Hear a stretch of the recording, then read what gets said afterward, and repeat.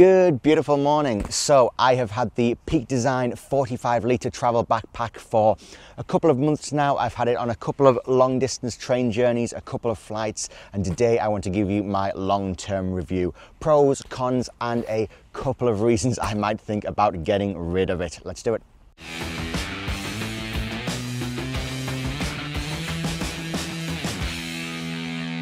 So let's talk about the bag itself. It's mostly made from 400D nylon, and on the bottom you've got 900D.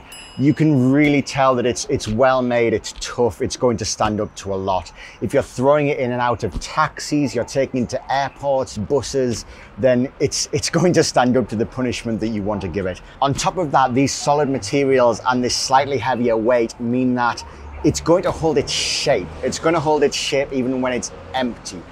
This isn't as good for airlines and things when you're trying to cram it into a small space, but it's really good for protecting your stuff. When you're putting stuff in here that's of value to you, you know that it's going to be protected. Which brings me on to the laptop compartment. With the laptop compartment in the Peak Design bag, your compartment is actually raised an inch or two from the bottom of the bag.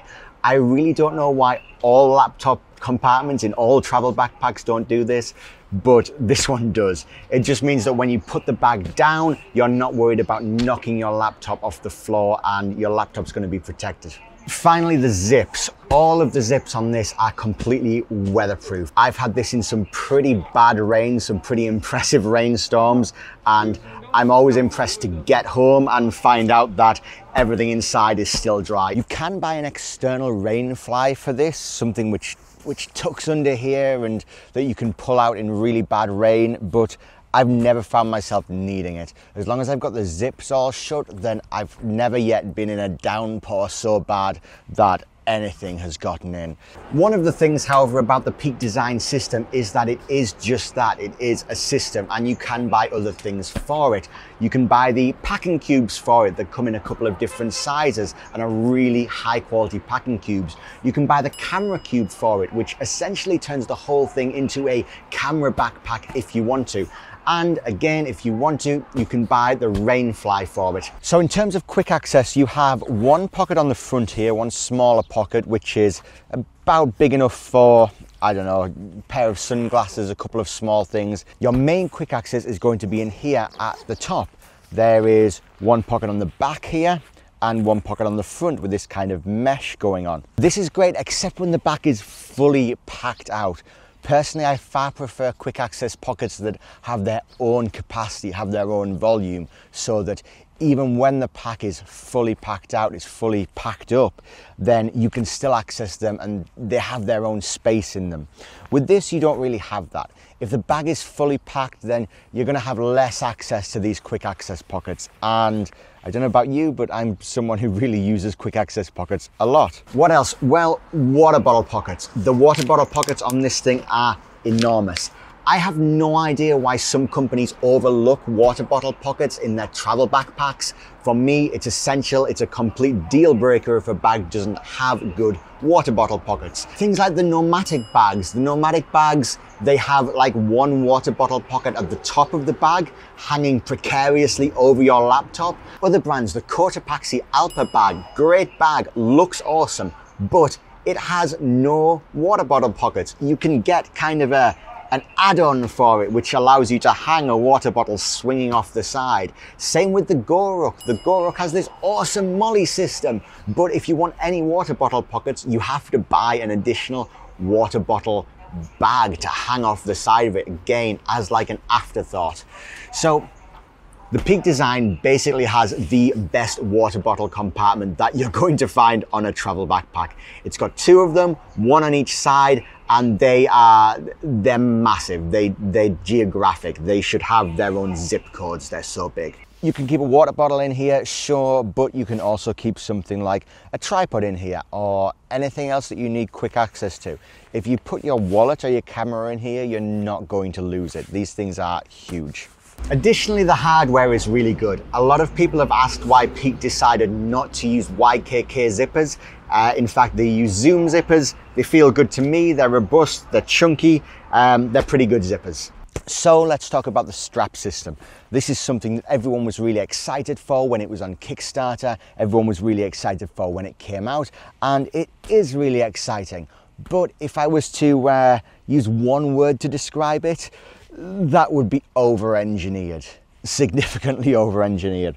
I can't help thinking about systems like the Tortuga Setout, which has these great massive straps which are just straight up, easy to use, heavy duty, long distance hauling straps. These feel a little bit more like form over function. I would have liked them to be a little bit more padded. When you've got this thing fully packed out, you've got 40 or even 45 litres worth of kit in there. This is a heavy bag. So are the straps uncomfortable? No. Are they comfortable? No, definitely not. And it kind of gives me a weird anxiety because this is incredibly expensive. It's a cheap laptop. It's a month's rent in a lot of places for this backpack.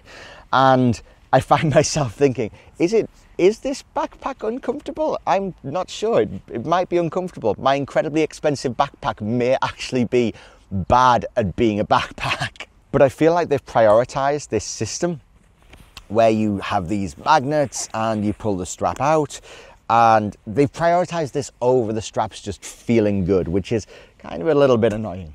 The waist straps on this are fine. They're not, again, they're not incredibly comfortable, they're not incredibly uncomfortable, they're just kind of meh.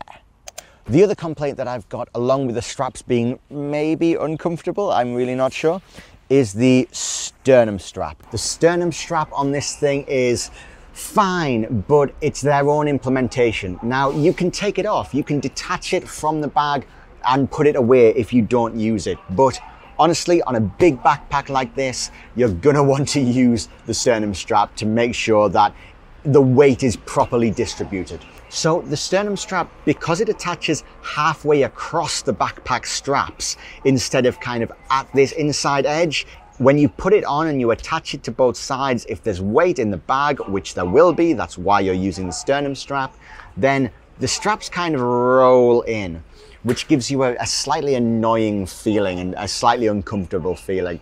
It has gotten better the longer I've used the bag and the longer I've had it, but it is still something to keep in mind. Same with the hip straps.